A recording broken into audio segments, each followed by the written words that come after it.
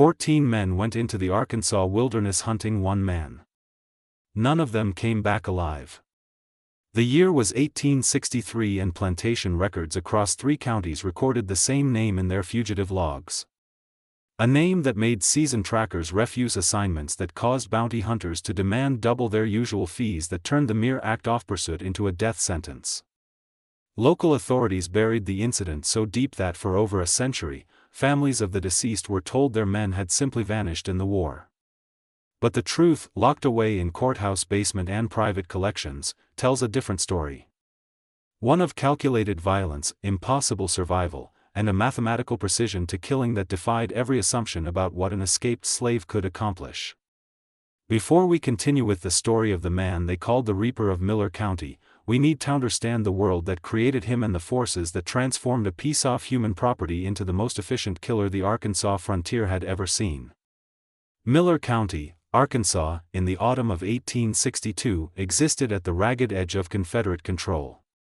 The county stretched along the Red River, its 60,000 acres divided among 43 plantations. Each one a self-contained kingdom of cotton, timber, and human flesh. The Hutchkins Plantation, where our story begins, sprawled across 4,000 acres of bottomland. Rich black soil that produced cotton so fine it fetched premium prices even as the war strangled southern commerce. The plantation house stood on a gentle rise, a 2-story structure of whitewashed cypress with 12 rooms and galleries that caught whatever breeze the summer heat allowed, but it was the quarters that defined the Hutchkins property's true character. Not the typical slave cabins arranged in neat rows, but a compound system that owner Robert Hutchkins had designed himself. 32 structures housed 214 enslaved people organized by skill and value. The blacksmith shops, carpentry buildings, and tannery occupied the eastern section. The field hands lived in the western quarters, and in a separate compound surrounded by its own fence stood the punishment house. Robert Hutchkins believed in systematic correction. He'd studied the writings of plantation management experts, corresponded with owners throughout the South, and developed what he called calibrated discipline, a methodology that matched infractions to specific consequences with scientific precision. He kept detailed records of every punishment administered, noting the implement used, the number of strokes, and the behavioral outcome. These ledgers, preserved in the Arkansas State Archives, reveal a mind obsessed with control, with reducing human beings to variables in an equation he believed it had perfected. Among the enslaved population, one man stood apart, not through any special privilege, but through a quality that disturbed even the overseers who managed him. The plantation records list him only as Base, purchased in 1856 from a Tennessee dealer for $900, an extraordinary sum that the ledger justified with a single annotation: unusual physical capabilities and mechanical aptitude. Base stood 6 feet 2 inches tall with a build that suggested not bulk but terrible efficiency. The Kindoff physique that came not from leisure but from years of labor that would have broken lesser men. That he worked as a blacksmith and farrier, skills that gave him access to tools, tomtowel, to the practical knowledge of how things were made, and more importantly, how they could be broken. The plantation's white blacksmith, a German immigrant named Otto Briener, noted in a letter to his brother that Base had a mind for mechanics that surpassed any craftsman I've known, regardless of station. He can look at a complex lock or mechanism and understand its workings instantly. It troubles me, though I cannot say why. What troubled Briener was simple enough. Intelligence in a slave was dangerous. But intelligence combined with absolute silence was terrifying. Bas spoke only when directly addressed, answered in the minimum words required, and showed his owners a face that revealed nothing. The house slaves whispered that he'd learned this in Tennessee, that his previous owner had tried to break him using methods that left scars across his back like a map of suffering. But if that suffering had broken something in Base, it wasn't his will. It was whatever capacity he might have had for mercy. He'd been at Hutchkins Plantation for 6 years when the war broke out. While other slaves whispered excitedly about Union armies and freedom, Base remained silent. While others were caught attempting escape and subjected to Hutchinson's calibrated discipline, Base showed no inclination to run. He shot horses, repaired tools, crafted hinges and chains and shackles with hands that never trembled, eyes that never met those of the white men who supervised his work. Robert Hutchkins believed he'd found the perfect slave. Talented, obedient, seemingly content within the boundaries of his existence. He had no idea he was looking at a man who'd spent 6 years studying every inch of the plantation, memorizing patrol schedules, cataloging weapons, and preparing for a moment that would require perfect timing and absolute ruthlessness. That moment came on November 3, 1862, when Hutchkins made the mistake of taking base with him to the county seat. The trip to Texarkana should have been routine, a quarterly journey to handle legal matters, purchase supplies, and maintain the social connections that kept plantation society functioning. Hutchkins brought base to handle the horses and assist with loading heavy items. What Hutchkins didn't know was that Base had been waiting for exactly this opportunity to be off the plantation in a town where multiple roads offered escape routes where the chaos of wartime made unusual movements less suspicious.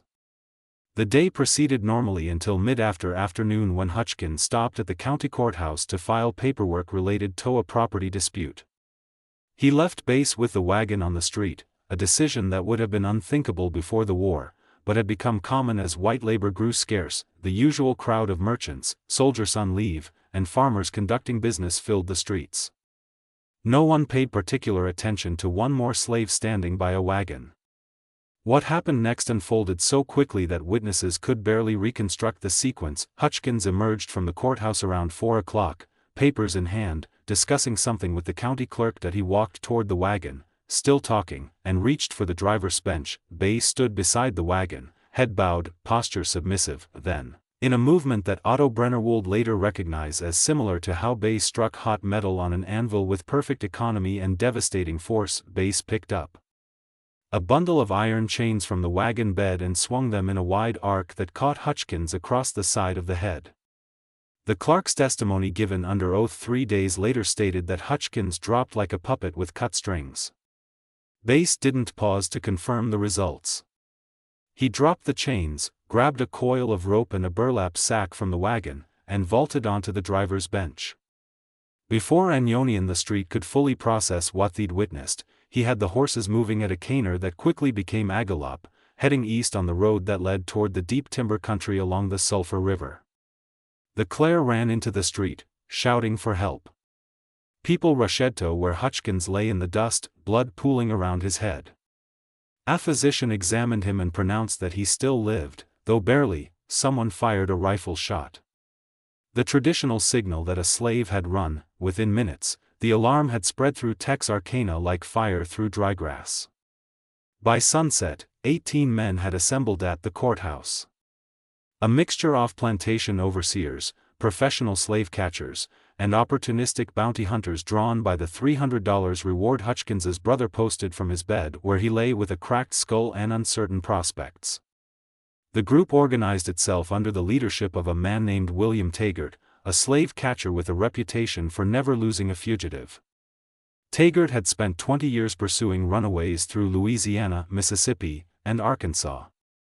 He owned 6 dogs, savage animals trained to track and immobilize, and carried a modified shotgun loaded with rock salt designed to cause agonizing pain without killing valuable property.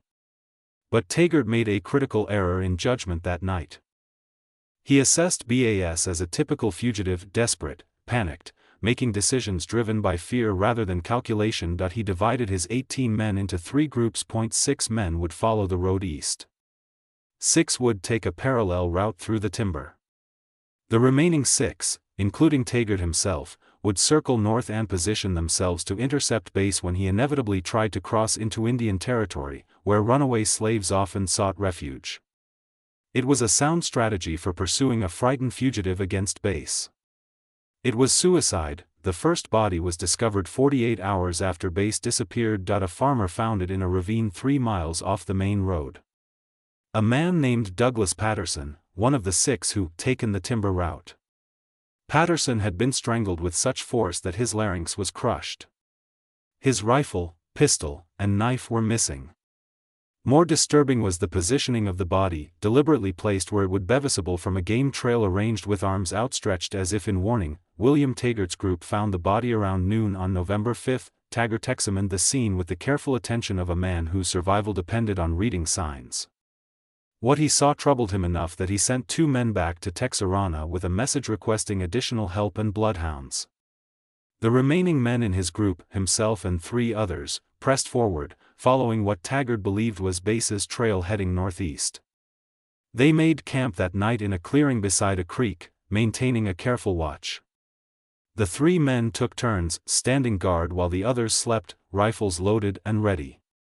Taggart woke at dawn to find one of his men missing. They found him 20 yards from camp, dead from what the subsequent inquest would describe as manual strangulation with evidence of struggle. His weapons were gone. So was his ammunition. That was when Taggart realized he wasn't pursuing a fugitive. He was being hunted.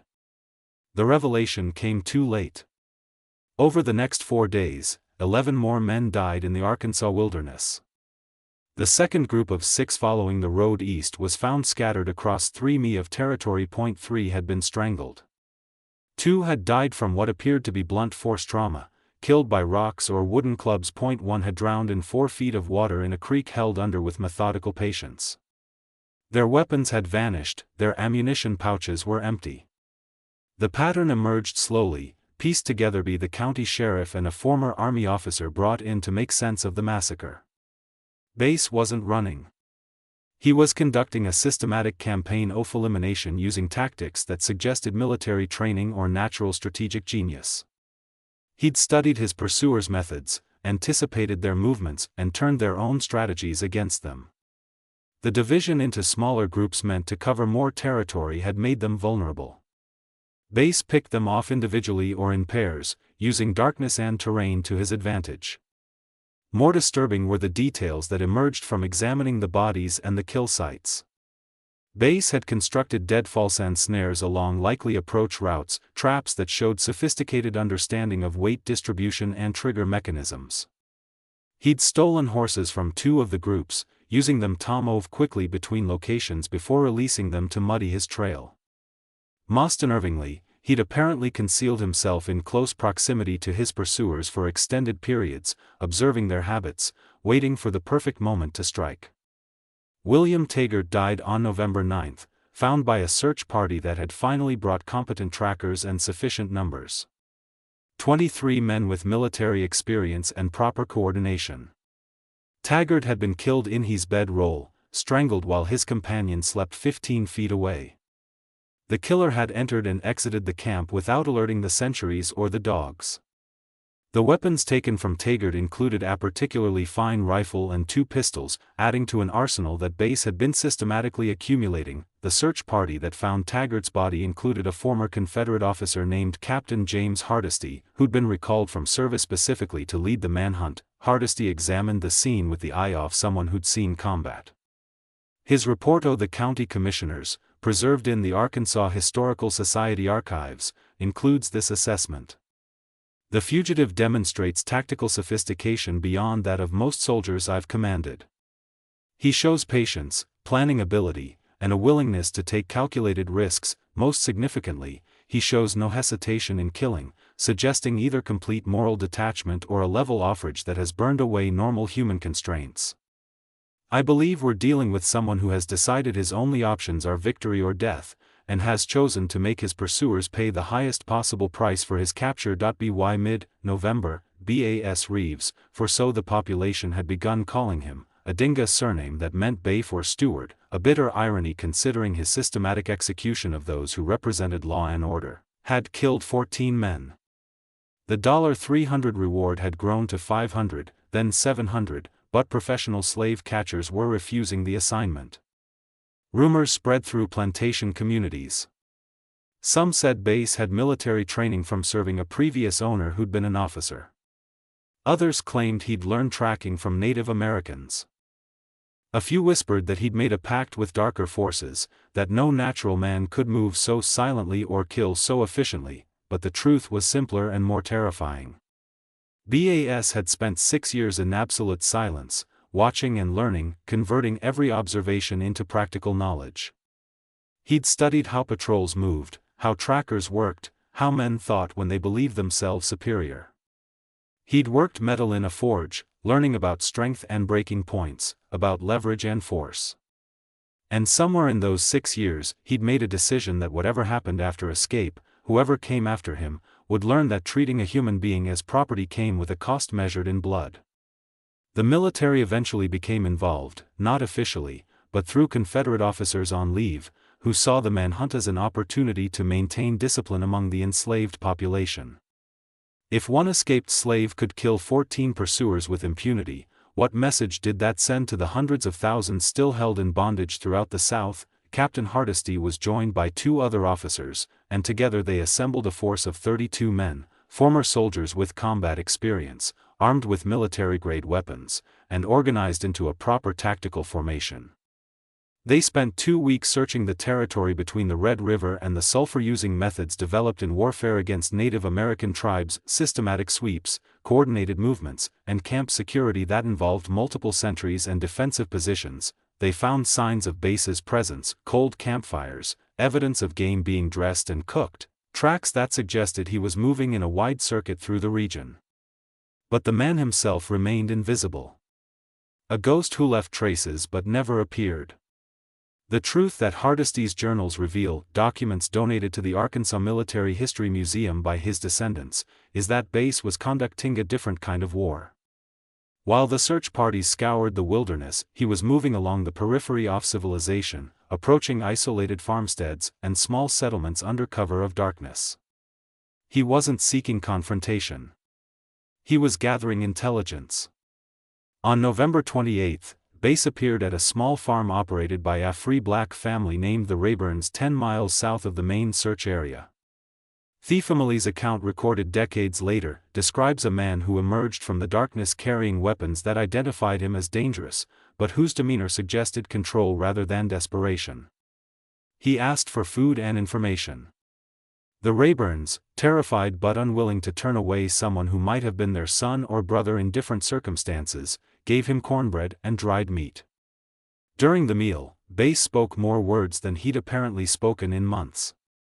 He asked about patrol routes, about which families might shelter a fugitive, about the location of the nearest Union Army units. The war was turning.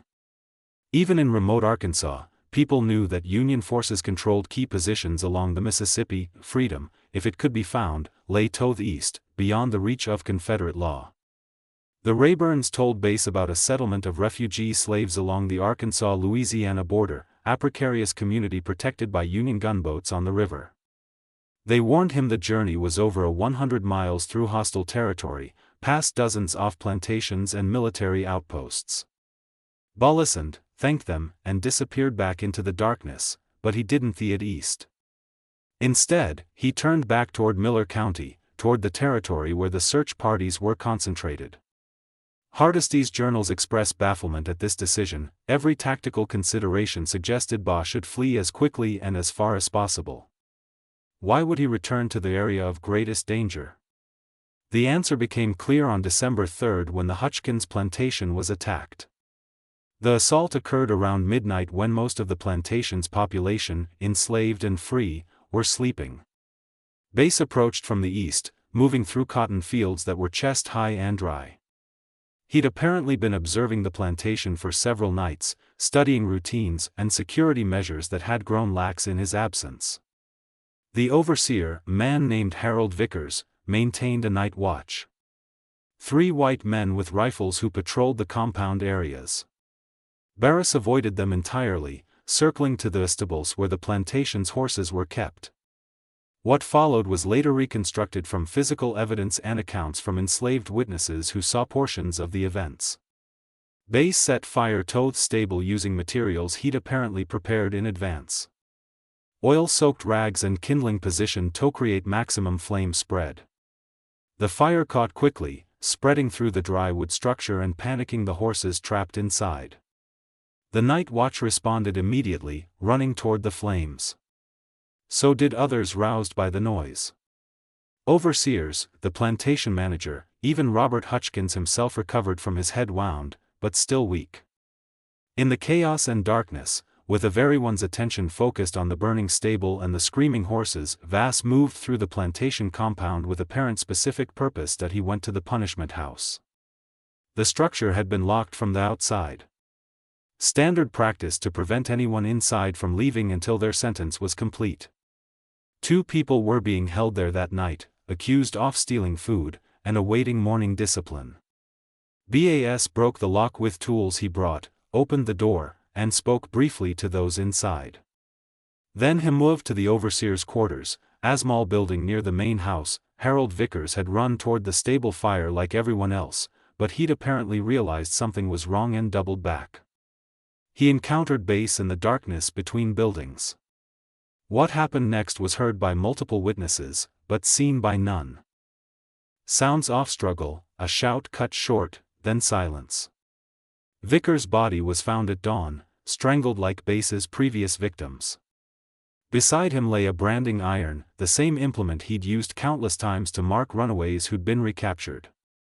The iron had been placed across Vickers's chest, cold, but positioned with obvious symbolic intent. By the time the fire was extinguished and order restored, Base had vanished. So had 6 enslaved people from the Hutchkins plantation, including the two freed from the punishment house. They disappeared into the darkness following a man who demonstrated that while escape was costly, the price could be paid in enemy blood rather than fugitive terror.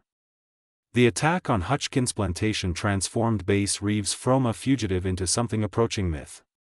Throughout Miller County and beyond, the enslaved population whispered about the man who'd killed those who hunted him, who'd returned to free others, who moved through the landscape like smoke. The white population responded with increasing paranoia.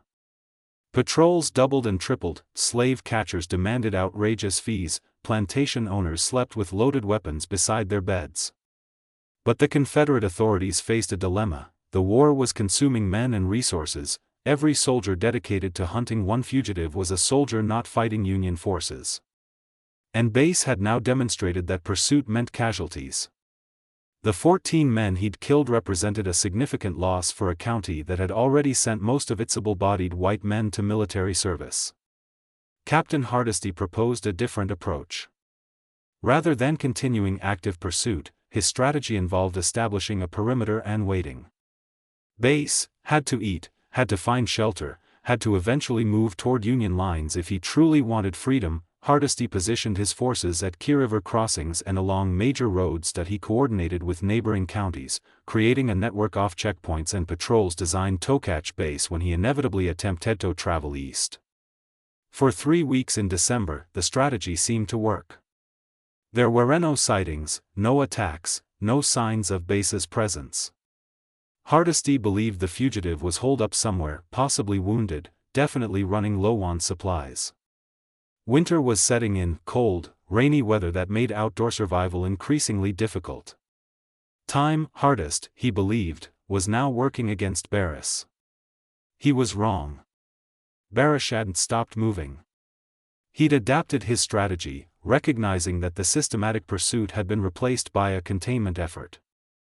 Rather than avoiding detection through wilderness skills alone, he began using the enslaved population's informal communication network, the grapevine telegraph that transmitted information between plantations through field hands, house servants, and the few free black people who could travel with relative freedom. Through this network, Ba learned about patrol schedules, checkpoint locations, and the identification papers that free black people carried. On December 18, a free black farmer named Samuel Hayes reported to authorities that his papers had been stolen from his home while he worked his fields. The theft seemed minor. Such papers could be replaced, but it represented something more significant. Base now had documentation that would let him move along roads in daylight, reducing his dependence on wilderness travel.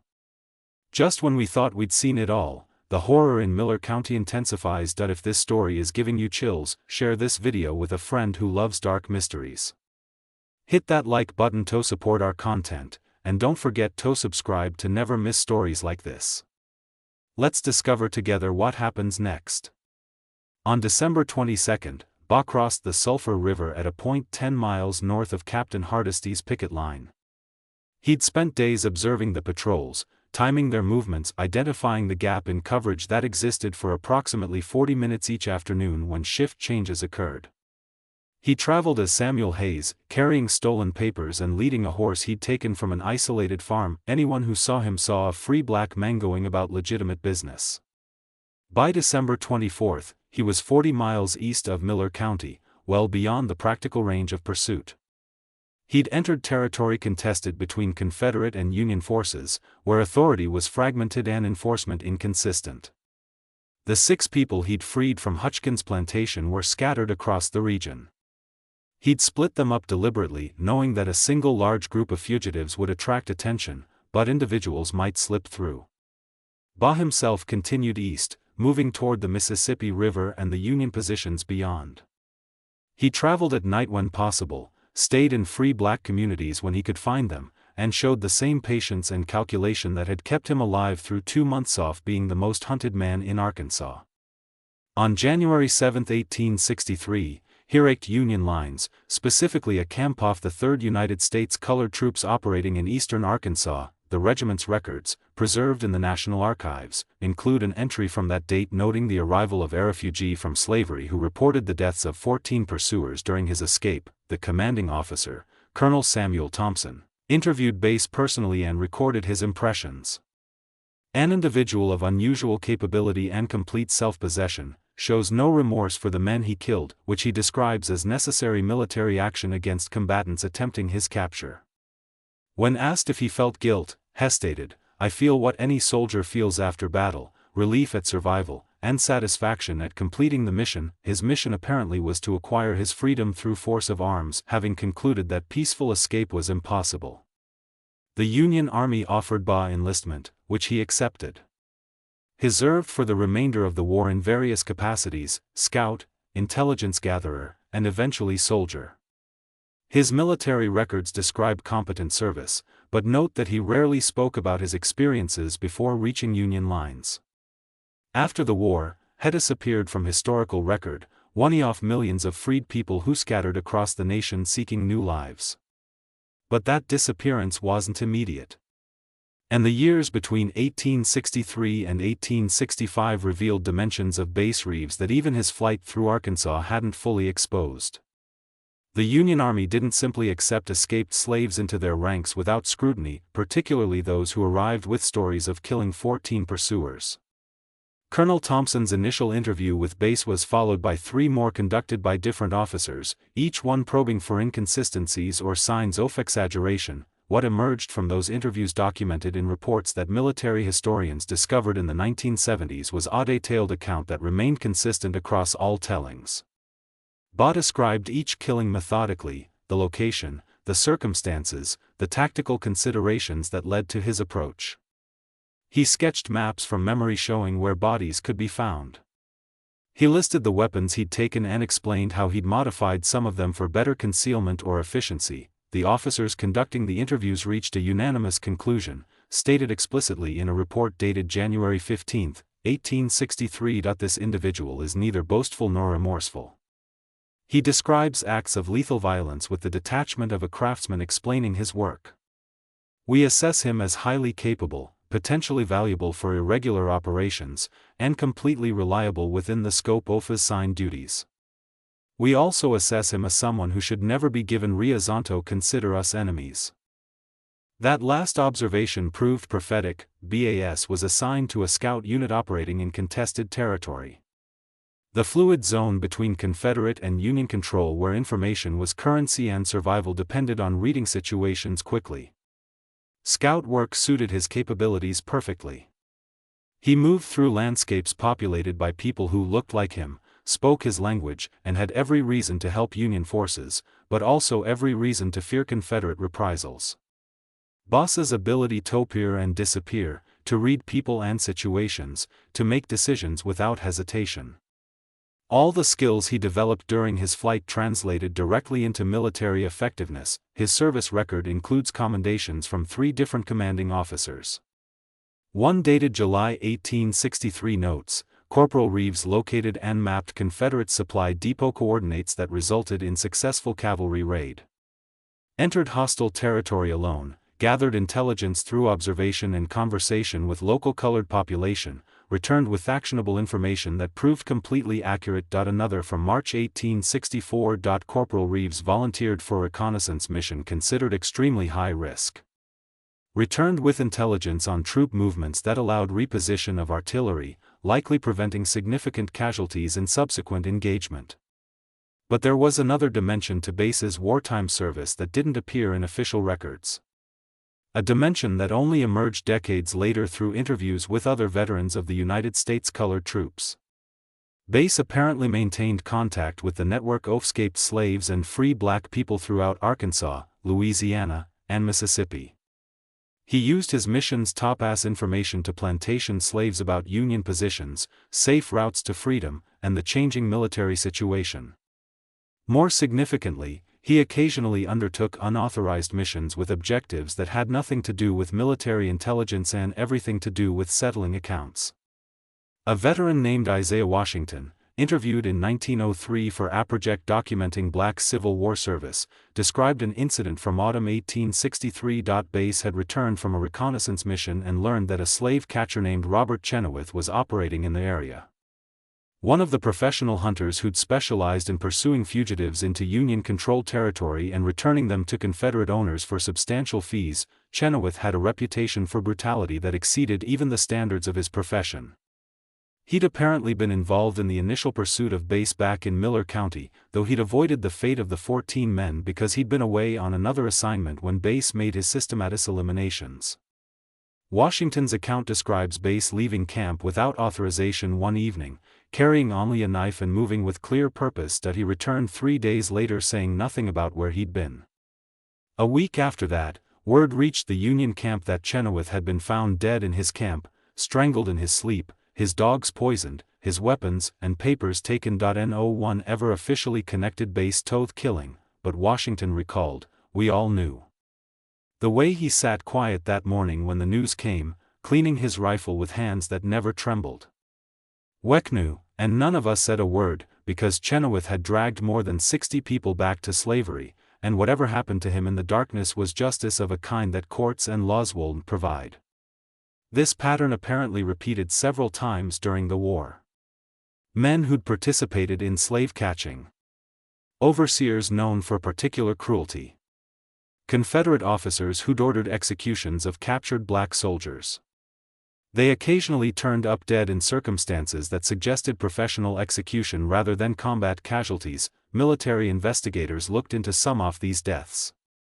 But in the chaos of war with casualties mounting and priorities focused elsewhere and dead slave catcher a brutal overseer didn't warrant extensive investigation, the clearest evidence of Base's private war emerged from documents in the Miller County Courthouse discovered during a renovation in 1992. Among old tax records and property deeds, researchers found a journal kept by James Hutchkins, Robert Hutchkins' younger brother, who'd managed what remained of the plantation after Robert's injury. The journal covers the years 1863 through 1865 and includes periodic references to the Reeves matter and concerns about security. In an entry dated November 1863, exactly 1 year after Base's escape, James Hutchkins wrote, "Harold Vickers' brother, Thomas, arrived today, asking questions about the circumstances of Harold's death. He's heard rumors from soldiers returning from eastern Arkansas, stories about a colored scout with the Union Army who matches descriptions of our former property. Thomas believes Harold's killer is notably alive, but actively serving our enemies. He wants to pursue the matter, but I've led him against it." 14 men pursued Reeves and none returned. Thomas Vickers, whatever his grief, would be a 15th corpse. Some debts must remain uncollected because the cost of collection exceeds any possible benefit, but Thomas Vickers didn't take that advice. Documents from Union Army records show that in January 1864, a civilian was captured near Union lines carrying a loaded rifle and papers identifying him as Thomas Vickers of Miller County, Arkansas. He claimed to be a Confederate sympathizer gathering intelligence. But under interrogation, he admitted he was looking for a specific individual, a Union scout named Base Reeves, whom he believed had killed his brother. The interrogation report signed by Colonel Thompson himself describes what happened next. The prisoner was confronted with Corporal Reeves in controlled circumstances. Upon seeing Reeves, the prisoner became agitated and made accusations regarding the death of his brother, Harold Vickers, whom Reeves allegedly killed during escape from slavery. Corporal Reeves confirmed the killing, stating, "Your brother participated in pursuing with intent to return me to bondage or kill me in the attempt." I defended myself using means available. If you wish to pursue the same course your brother chose, you'll meet the same end. Otherwise, you have the opportunity lacked, the opportunity to walk away and live. The prisoner was subsequently transported to Prisoner Exchange Point and released to Confederate custody. Whether Thomas Vickers took base advice or not remains unknown. His name doesn't appear in subsequent military records, and he's listed in Confederate pension applications after the war, suggesting he survived. But the incident reveals something crucial about base psychology during this period. He wasn't hiding from his past. He owned what he done completely without apology or justification beyond the simple logic of self-defense and survival. As the war entered its final year, Bossa's reputation within the colored troops had grown to near legendary status. New recruits heard stories about the man who'd killed 14 slave catchers during his escape. Veterans who'd served with him told different stories about his patience on reconnaissance, his ability to move through hostile territory, his habit of sitting silent through conversations until someone asked him a direct question, at which point he'd provide a concise, accurate answer, and return to silence. That silence extended to his personal history. Despite serving alongside hundreds of other men who'd escaped slavery, Bass never spoke about his life before November 1862. Other soldiers shared stories of families left behind, of owners they'd served, of the routes they'd taken to freedom. Bass offered nothing. When directly asked, he'd deflect with variations of that life ended when it took the chains off Hutchkins' wagon. What matters is what comes next. What came next as the war ended in April 1865 was a choice faced by 4 million newly freed people. Where to go, what to do, how to build lives in a nation that had defined them as property for 2.5 centuries. For many veterans of the colored troops, the choice involved staying near where they'd served, taking advantage of land opportunities or military connections. For Bass, the choice apparently involved complete separation from his past. The last definitive military record of Bass Reeves is dated June 18, 1865. A discharge certificate noting completion of service and providing basic physical description.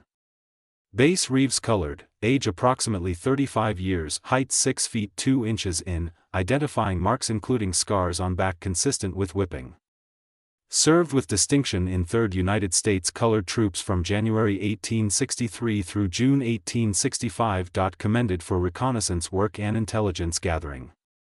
Authorized for veterans' pension upon reaching appropriate age. After that date, the historical record becomes fragmented.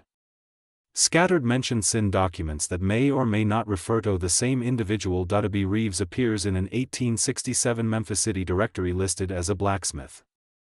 Bass Reeves is mentioned in an 1870 newspaper from Fort Smith, Arkansas, describing a dispute over property rights. Another Bass Reeves shows up in 1875 Oklahoma Territory records as a deputy U.S. Marshal.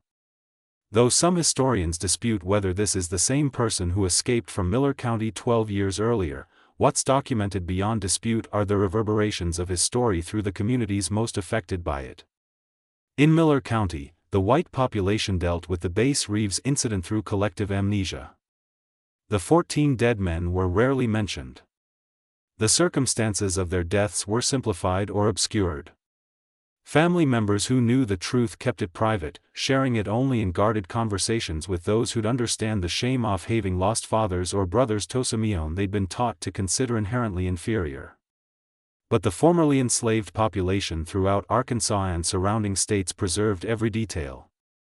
The story was told and retold, often embellished, but maintaining its essential core. One man had refused to accept bondage, had fought with systematic efficiency, had killed everyone sent to recapture him, and had walked away to freedom in churches and family gatherings in the quiet moments when elders spoke to youth. The story served multiple purposes. It was inspiration, proof that resistance was possible. It was warning freedom came with terrible costs. And it was testament to a truth that slavery's defenders had desperately tried to suppress. That intelligence, capability, and deadly competence existed independent of skin color or social status. The psychological impact on those who'd known Bass personally was particularly profound. Otto Briner, the German blacksmith who'd worked alongside Bass at Hutchkins' plantation, gave an interview to a Memphis newspaper in 1871. He reflected on the 6 years spent teaching base advanced blacksmithing techniques. I believed he was training a valuable worker. I didn't understand I was arming a weapon. Every skill I taught him. How to analyze a lock's mechanism, how to assess metal strength, how to use leverage for maximum force. He absorbed and cataloged for future use. When I learned what he done after escaping, my first reaction was horror. My second was professional admiration. He'd taken theoretical knowledge and applied it with practical genius under conditions that would have broken most men. My third reaction, which haunts me still, is recognition that if I had been in his position, subjected to what he'd endured, I would have done exactly the same things or tried to, though I doubt I'd have survived as he did. The documents that tell Reeves' complete story are scattered across dozens of archives, courthouse basement, and private collections. Assembling them requires the kind of patient, systematic work that Bass himself demonstrated during his escape, gathering individual pieces, analyzing how they fit together, recognizing patterns that reveal larger truths. The effort is complicated by deliberate obfuscation. Officials in Miller County and surrounding areas apparently made conscious decisions to minimize documentation of the incident, recognizing the detailed records would serve as permanent evidence of their failure to recapture one escaped slave despite devoting extraordinary resources to the pursuit. But absence of documentation tells its own story. The Miller County Sheriff's records for November and December 1862 show an unusual gap. Routine reports resume in January 1863 without any explanation for the missing weeks. The county commissioners' meeting minutes from that period mention expenses related to fugitive recovery but provide no details about the fugitive, the recovery efforts, or the outcomes. Tax records show 14 death certificates filed between November and December 1862, but the causes of death are listed generically as misadventure, accident, or simply deceased. The families of the dead men, however, kept their own records. Estate settlements, property transfers, and pension applications documented in state archives reveal the human cost of the pursuit.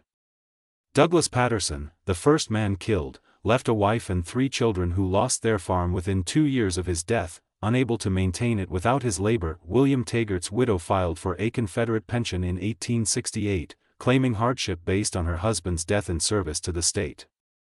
The application was denied because Taggart hadn't been formally enlisted in military service. Slave catching, however dangerous, didn't qualify for veteran benefits. The collective economic impact on Miller County was substantial. 14 men represented a significant portion of the county's law enforcement and labor management capacity.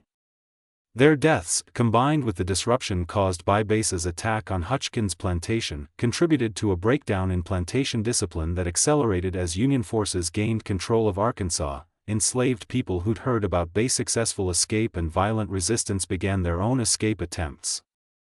Some succeeded, others were caught and subjected to punishments that grew increasingly severe as owners tried desperately to maintain control over property that understood it would soon be freed. Robert Hutchkins never recovered from the trauma of Bass's attack. Medical records from a Memphis physician preserved in that city's medical archives describe treating Hutchkins in 1864 for symptoms that included persistent headaches, memory problems, and paranoid anxiety. The physician's notes describe a man convinced that his former property will return to complete the work started with the chain strike. Patient maintains loaded weapons at all times, starts at sudden sounds, and reports difficulty sleeping. Physical examination shows healed skull fracture with possible permanent damage to brain tissue. Psychological condition appears rooted in assault trauma combined with recognition that social order he'd assumed permanent is collapsing around him. Hutchkins sold his plantation in March 1865, taking a substantial loss because buyers recognized that slave-based agriculture was ending. He moved to Texas, purchased a small farm and died in 1869 according to his death certificate from complications of old head injury. His obituary in the Tyler, Texas newspaper made no mention of how he'd received that injury, describing him simply as a former Arkansas planter who'd relocated after the recent unpleasantness. The Hutchkins plantation property itself underwent transformation that reflected the broader changes sweeping through the South. During Reconstruction, portions were sold to formerly enslaved people through programs designed to distribute land. By 1870, the 4,000-acre plantation had been divided into 37 small farms, most operated by black families. The plantation house was purchased by a northern teacher who'd come south to establish a school for freed people. The slave quarters were torn down, their materials reused to build new structures, and the punishment house, that building where Bass had freed 2 people during his midnight raid, was burned in a ceremony that descendants of those involved described as necessary cleansing of cursed ground. Physical evidence of Bass's journey through Arkansas occasionally surfaced in unexpected ways. In 1873, a farmer clearing land near the Sulphur River discovered a cache of weapons buried in a hollow tree. 3 rifles, 2 pistols, ammunition, and a knife, all wrapped in oiled cloth. The weapons matched descriptions of those taken from the men Bass killed, suggesting he'd hidden them as he moved toward Union lines, unable to carry everything, but unwilling to leave them where they might be found, and used against others seeking freedom. In 1889, construction workers excavating for a new courthouse in Texarkana unearthed what appeared to be a prepared campsite. A depression in the ground covered with cut branches positioned to provide concealment while offering views of the surrounding area. Among the remnants were fragments of leather that might have been from shoes or bags, fire-hardened stones that could have been used for cooking, and metal fragments that might have been tools. Local historians speculated this might have been one of Bass's hiding places during his flight, though conclusive proof was impossible. The most significant discovery occurred in 1938 when a descendant of Otto Breener donated his ancestors' papers to the Arkansas State Historical Society. Among them was a letter Breener had written, but apparently never sent, dated December 1862. In it, he reflected on Bass's escape and the subsequent killings. "I am troubled by what Bass has done. Yet, I cannot condemn him. For 6 years, I worked alongside him, teaching him skills while remaining ignorant of the man I was teaching. He never complained, never showed anger, never gave any indication of the calculations proceeding behind his eyes. Now I understand that silence was survival strategy. Any word, any expression, any moment of inattention could have triggered the kind of attention that made life unbearable. So he presented a mask of compliance while observing everything, learning everything, preparing for an opportunity that required only moments' violent action to initiate. The men he killed believed they were pursuing property, they died learning they were hunting a human being who decided life as property wasn't life at all. That death was preferable to continued bondage and that anyone participating in his recapture was an enemy to be eliminated without hesitation or mercy. We condemn him for this. But what else could he do? Submit peacefully to recapture. Return Doxalito chains. Beg for mercy from men who'd built their livelihoods on denying mercy to people who looked like him. I think of the locks I taught him to analyze, the mechanisms I showed him how to disassemble, the principles of leverage and force I explained without understanding how he'd apply them. Armed him intellectually and didn't realize it. But someone else armed him morally. Every overseer who'd struck him, every owner who'd sold him, every slave catcher who'd pursued others, every element of the system that treated human beings as livestock. They created something they couldn't control and paid the price for that creation. History will judge Bass Reeves harshly, I suspect. He killed 14 men, most of them with families who grieve their loss. Booty wonder if history will judge honestly, if it will acknowledge that those 14 chose to participate in an economic system based on violent subjugation, that they pursued Bass knowing capture meant his return to conditions we wouldn't impose on animals. That they accepted the premise that some human beings exist as property for others to exploit. Bass rejected that premise with violence. Yes, but what is slavery itself if not violence made institutional, made respectable through law and custom? I am a simple craftsman, not a philosopher. But I know this. The man I taught blacksmithing possessed intelligence and capability equal to anyone I've known, regardless of color. The system that claimed to own him was based on a lie. That such capability didn't exist in people of African descent. That slavery was natural order rather than enforced brutality. Ba destroyed that lie through his actions. 14 men died learning that slaves could think, plan, and execute complex strategies. Thousands more learned it watching his escape. And millions will eventually learn it as this war destroys the institution built on that foundational lie. I am troubled, but I am not surprised. The surprise would have been if someone with boss capabilities had remained docile under conditions designed to break the spirit of lesser men. He broke free instead, and he suspect future generations will debate whether he was criminal or freedom fighter, murderer or soldier, monster or hero. I know only that he was human, fully human, and humans confronted with his circumstances will do extraordinary things to survive. Breener's letter never reached its intended recipient, his brother in Pennsylvania, but its preservation provides insight into how at least one white Southerner processed the cognitive dissonance of recognizing capability and humanity in someone the system defined as property. The question of what happened to Bass after June 1865 has never been definitively answered. The various Bass Reeves who appear in historical records might be the same person living under his chosen name or different people who happen to share it. The lack of photographs from the Civil War period makes visual confirmation impossible. The absence of detailed physical descriptions beyond height and scars means any reasonably tall black man with whipping scars might have been the Bass Reeves who escaped from Miller County. Some researchers believe Baugh deliberately obscured his post-war life, recognizing that his reputation as a killer might attract unwanted attention or revenge attempts. Others suggest he simply disappeared into the anonymity that 4 million freed people enjoyed. No longer property requiring documentation, just one more person trying to build a life in a transformed nation. The most intriguing possibility involves the deputy U.S. Marshal named Bass Reeves who served in Oklahoma Territory from the 1870s through the early 20th century. This Bass Reeves was legendary in his own right. A lawman who reportedly arrested over 3,000 criminals during his career, killed 14 men in self-defense during that service, and demonstrated tracking abilities and tactical skills that earned him a reputation as one of the most effective marshals on the frontier. The numerical coincidence, 14 men killed during escape from slavery, 14 men killed during career as a lawman, has fueled speculation that they're the same person. The skills required for successful law enforcement on the frontier.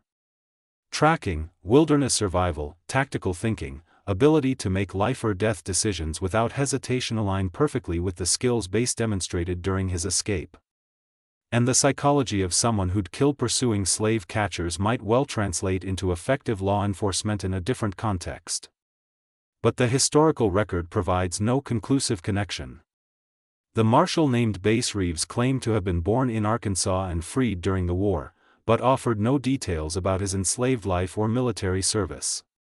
He deflected personal questions with the same kind of insolence that characterized the Bass Reeves who'd escaped from Hutchins Plantation. When asked directly about his past, he reportedly said, "What I did before I took the badge isn't relevant to the work I do now. Judge maybe present actions, not past circumstances." Whether they were the same person or not, both Bass Reeves, the escaped slave, and the lawman demonstrated that capability, intelligence, and effectiveness existed independent of the social categories that slavery's defenders had insisted defined human worth. Both challenged assumptions about what black men could accomplish when given opportunity and necessity in equal measure. The legacy of the Miller County incident extended far beyond one man's story. Throughout the post-war South, formerly enslaved people told their children and grandchildren about Bass Reeves, sometimes using his actual name, sometimes calling him the blacksmith, sometimes simply referring to the man who killed 14 and walked away free. The history served as psychological counterweight to the degradation of slavery and the ongoing oppression of Jim Crow.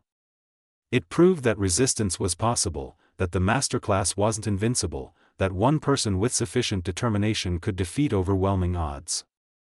For white Southerners, particularly in Arkansas, the story represented a different kind of lesson, a reminder that systems based on violent subjugation create their own resistance. That treating human beings as property generates rage that will eventually find expression, and that underestimating opponents based on arbitrary characteristics like skin color can have fatal consequences. The 14 men who died pursuing Bass made a choice when they accepted the assignment. They chose to participate in a system of human bondage, to use their skills and strength to maintain that system, to pursue someone who decided death was preferable to continued enslavement. They died because they underestimated their target. Because they assumed superiority based on race rather than capability. Because they entered a competition they didn't understand against an opponent who'd spent 6 years preparing for exactly this challenge. Bas Reeves, whoever he became after the war, left behind a story that can't be suppressed. Despite the best efforts of those who found it threatening or embarrassing, the documents survived in scattered archives. The memories persisted in oral tradition and the essential truth remained. One man rejected bondage with such effectiveness that 14 pursuers died in the attempt to recapture him. And the institution of slavery in Miller County, Arkansas, never fully recovered from the demonstration that slaves could think, plan, resist, and win. This mystery shows us that the most dangerous stories, the ones most carefully hidden, most deliberately obscured, most conveniently forgotten, often reveal truths that societies would prefer remain buried. The story of Bas Reeves and the 14 men who died hunting him exposes the violence inherent in slavery, the capability denied by racism, and the terrible price paid when one group of humans decides another group exists only as property. It reminds us that official history often conceals more than it reveals. That the silences in historical records speak as loudly as the documented facts. And that some debts accumulated through centuries of injustice are eventually paid in ways that shock the conscience precisely because they mirror the violence that created them. What do you think of this story? Do you believe everything was revealed? Or are there still secrets buried in Arkansas courthouse basement in family papers that descendants are reluctant to share, in oral traditions that haven't yet been documented? Leave your comment below. If you enjoyed this tale and want more horror stories like this, subscribe, hit the notification bell, and share with someone who loves mysteries that challenge our understanding of history, capability, and the human capacity for both oppression and resistance.